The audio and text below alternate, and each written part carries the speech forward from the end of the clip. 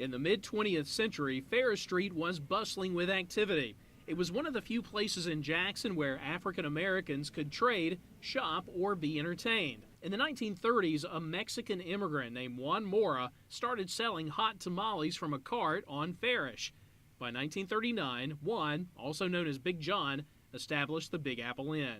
After integration in the 1960s, business on Farish began to fail, but not Big Apple. I guess we're a fixture. We haven't changed a thing. We have 5 sandwiches and we have hot tamales. That's it. It's something we do and we do well. Gino Lee is the 4th generation to run Big Apple.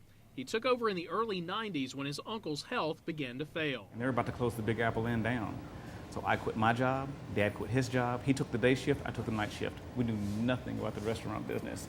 And we just kind of learned it, and this was a little over 20 years ago. We learned it and kept it going. And the locals, some of whom have eaten here for 50 years, are glad they still have their favorite diner. I think even when people come from out of town, my cousins, and they visit with them, they said, y'all still have Big Apple, Big John's? I said, we sure have. Me and my wife both, we love them. What they love are the sandwiches. The 2 best sellers are called Smoke and Ears. Our most popular sandwich that we have is called a smoke. And what it is a smoked sausage, put it through a grinder, and put it on a griddle, a flat top griddle, and cook it to the consistency of like hamburger meat, but it's bright red. Put it on a slider bun with a mustard sauce, slaw, and our homemade hot sauce. It's a fantastic sandwich. Our second biggest seller is a pig ear sandwich. It's a pig's ear. And an ear is pretty large. I guess it's about 5 inches wide. And you can cut an ear to make 3 sandwiches.